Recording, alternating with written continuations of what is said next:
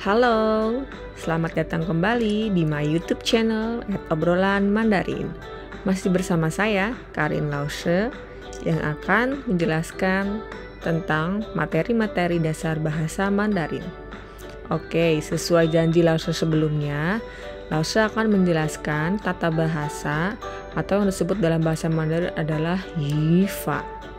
Nah, tata bahasa yang akan Lause bahas kali ini adalah penggunaan shi. Di video sebelumnya, Lause sudah menjelaskan apa sih kata shi. Shi itu artinya adalah. Nah, sebelumnya kita akan kembali dulu ke percakapan yang ini ya, percakapan di video sebelumnya. Nah, di sini kita lihat ada beberapa kalimat yang menggunakan kata shi.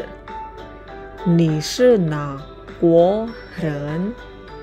Kemudian ada 我是中国人. Lalu juga ada 我是印度尼西亚人. Nah, kira-kira dalam bahasa Mandarin bagaimana sih penggunaan kata shi yang tepat? Nah, dalam bahasa Indonesia juga ada kata adalah. Penggunaannya seperti ini, saya adalah murid, saya adalah guru, saya adalah dokter. Lalu di bahasa Inggris juga ada I am student, I am teacher. Nah, kemudian dalam bahasa Mandarin ada dua jenis penggunaan kata shi atau adalah. Yang pertama adalah subjek ditambah shi ditambah kata benda, dan juga yang kedua subjek ditambah shi ditambah kata sifat ditambah kata benda. Oke, untuk kata benda, contohnya apa aja Lause? Oke, perbedaan kata benda dan kata sifat. Kata benda itu adalah kata yang bisa kita pegang, bisa kita contohnya untuk barang bisa kita pegang ya, buku, terus guru itu seperti profesi, itu termasuk kata benda. Kemudian negara seperti Indonesia, China, Amerika itu juga termasuk kata benda. Nah, selain buku, guru, dan negara, itu juga ada seperti contohnya baju, laptop, kemudian profesinya seperti dokter, kemudian insinyur, presiden, dan juga selain negara Indonesia dan China, ada juga Amerika, Inggris, dan lain-lain. Itu disebut kata benda. Kemudian, untuk kata sifatnya, nah, kata sifat ini yang memiliki sifat dari kata benda tersebut. Misalnya, guru itu cantik. Nah, si cantik ini merupakan kata sifat. Kemudian buku itu murah atau buku itu mahal.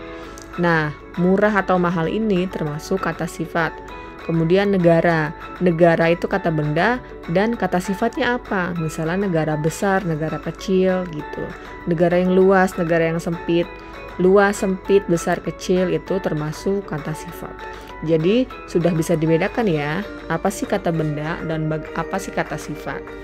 Nah, sekarang kita lanjut ke penggunaannya menggunakan kata sifat dan kata bendanya.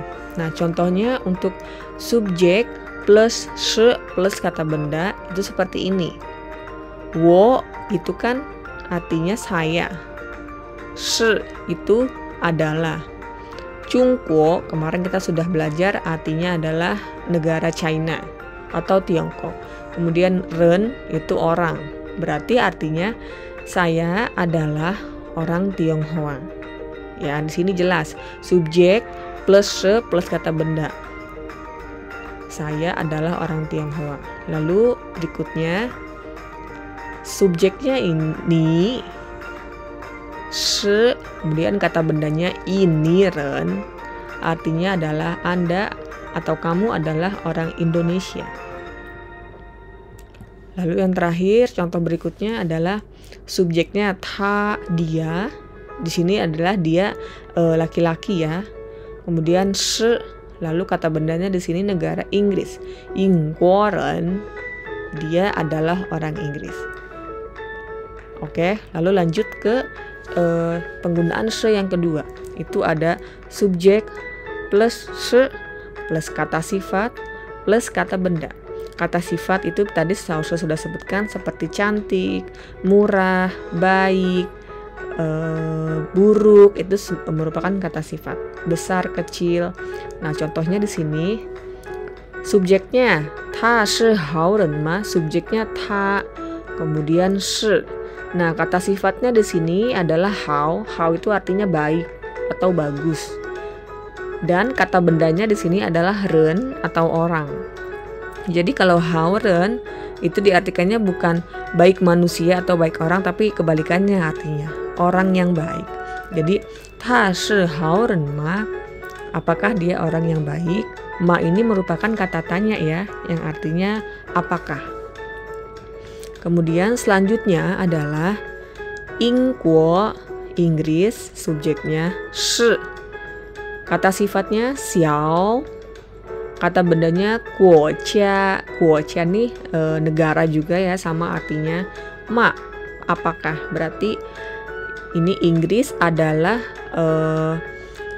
kecil, negara, kah, apakah. Jadi kira-kira artinya seperti ini. Apakah Inggris negara kecil? Itu.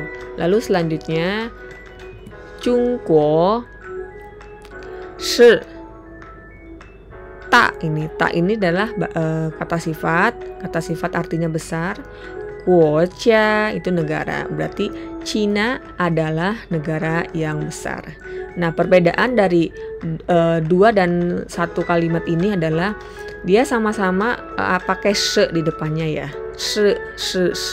Tapi kenapa lause pada kalimat tanya tidak diterjemahkan apakah dia adalah orang yang baik atau apakah Inggris adalah negara yang kecil? Sebenarnya mau diterjemahkan pakai adalah atau tidak itu sama saja untuk bahasa Indonesianya, karena artinya merujuk ke dia orang baik, apakah dia orang baik, apakah Inggris negara kecil. Jadi di sini bisa ditambahkan apakah dia adalah orang yang baik atau tidak ditambahkan adalah, itu sama saja.